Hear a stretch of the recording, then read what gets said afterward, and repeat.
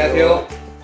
네, 오늘은 최종현 변호사님을 모시고 최종현 변호사의 노동상담소 그 두 번째 시간을 한번 가져보도록 하겠습니다. 네, 저는 법무법인 라움의 법 모르는 남자 정경채입니다. 네, 변호사님 또 잘 지내셨어요? 네, 덕분에 잘 지냈습니다. 네, 또 최종현 변호사님이 또 첫 번째 회가 나간 이후로 폭풍 같은 인기를 지금 몰고 있는데요. 오늘 그 시간을 이어서 또 바로 또 질문을 들어가 보도록 하겠습니다. 변호사님, 저희가 다른 사람의 지휘 감독 아래서 근로를 제공하는 경우 모든 사례에서 이 근로기준법이 과연 적용되는 것이냐라는 것들에 대한 질문이 많은데요. 여기에 대해서 좀 시원하게 답변을 좀 해주셨으면 좋겠습니다.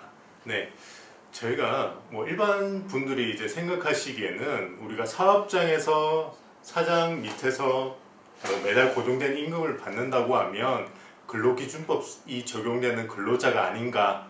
원칙은 맞습니다. 그런데 예외가 있습니다. 우리가 근로기준법도 민법과의 관계에서 특별법으로 볼 수 있는데 공무원과 같은 분들은 근로기준법과의 관계에서 특별법인 국가공무원법에 적용을 받는 자들이기 때문에 국가공무원법에 적용을 받는 범위에서는 근로기준법이 적용되지 않습니다. 그렇기 때문에 그런 범위에 속하는 분들은 형식상은 근로자로 보이지만 근로기준법에 적용을 받지 않는 근로자라고 보시면 되겠습니다. 그렇군요. 그러면은 과연 제가 이제 좀 궁금한 것 중 하나가 공무원도 그러면 근로기준법 적용을 받는 근로자라고 봐야 될까요? 제가 서두에 말씀드렸듯이 일단 원칙적으로는 형식상으로는 근로자처럼 보이지만 국가공무원법에 적용을 받기 때문에 근로자가 아닌 것으로 볼 수도 있습니다.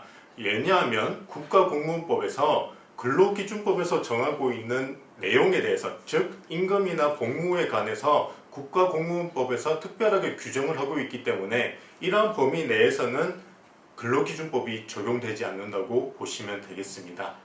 정말 이거는 정말 몰랐던 얘기네요. 공무원이 근로기준법을 적용을 받지 않는다는 얘기는 또 저는 살면서 처음 들어봤습니다. 그러면 사립학교 교직원도 근로기준법을 이렇게 적용받을 수 있는 근로자인가요? 아니면은 아닌가요?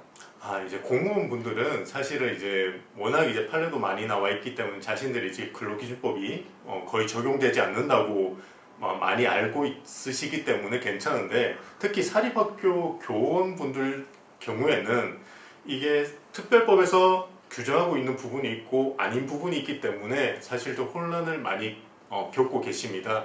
예를 들어서 사립학교 교원분들 같은 경우에는 우리가 일반 근로자들 같은 경우에는 퇴직연금법상 퇴직금을 지급받도록 되어 있는데, 이 사립학교 교원분들께서는 근로기준법이 아니라 흔히 말하는 사학연금법 있죠.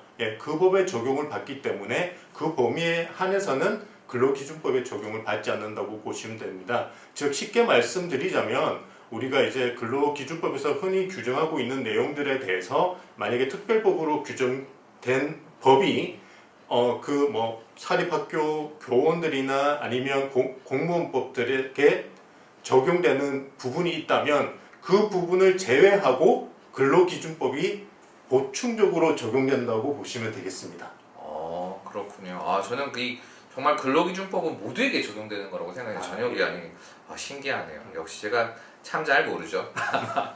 그러면 계속해서 이것도 궁금한데, 공무원이나 교원이 그러면 징계를 받게 되면 일반 근로자와 이렇게 이거에 대해서 징계에 대해서 불복한다라거나 이런 절차들이 좀 다르겠네요. 그렇게 되면요? 네, 맞습니다. 우리가 이제 흔히 근로자들 같은 경우에는 해고와 같은 징계를 당하는 경우에는 흔히 구제 방법에 대해서 제가 우선적으로 이제 비교 대상으로 말씀드리자면, 근로자들 같은 경우에는 고용노동부 쪽에서 권리 구제를 받으시려면 부당 징계 구제 신청이라는 절차를 거치거나, 이 절차도 싫다 이러시면 법원에서 징계 무효 확인의소를 통해서 자신의 권리를 구제받으시고, 만약 그것이 부당한 징계였다면 그 징계 처분이 취소되어서 다시금 이제 일상적인 생활을 복귀하신다고 생각하시면 됩니다.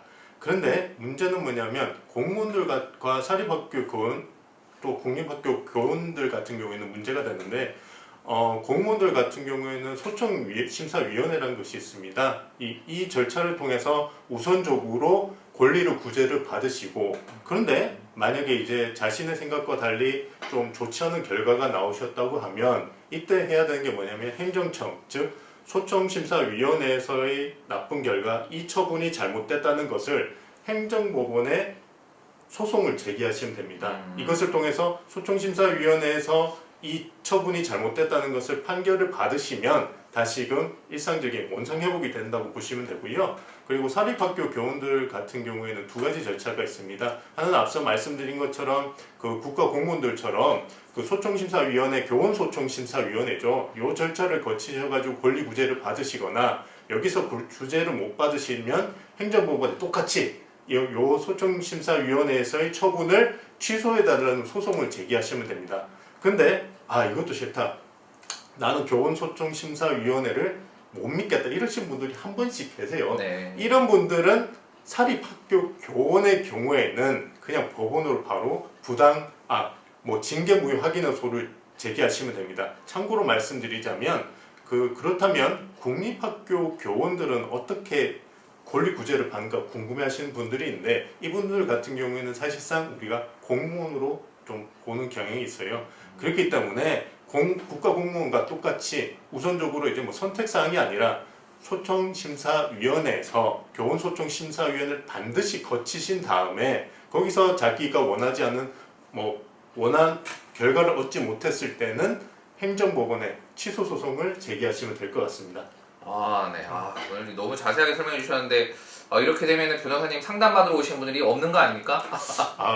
걱정되긴 한데 그래도 저 얼굴 보시고 자주 좀 방문해 주셨으면 좋겠습니다. 네, 오늘도 바쁘신 와중에도 계속해서 여러분들께 이렇게 좋은 정보 알려주기 위해서 또 이렇게 시간 내주신 최준일 변호사님 또 감사합니다. 네, 감사합니다. 네, 저희는 또 다음 세 번째 시간에 다시 뵙도록 하겠습니다. 네, 오늘도 좋은 하루 되십시오. 감사합니다. 감사합니다.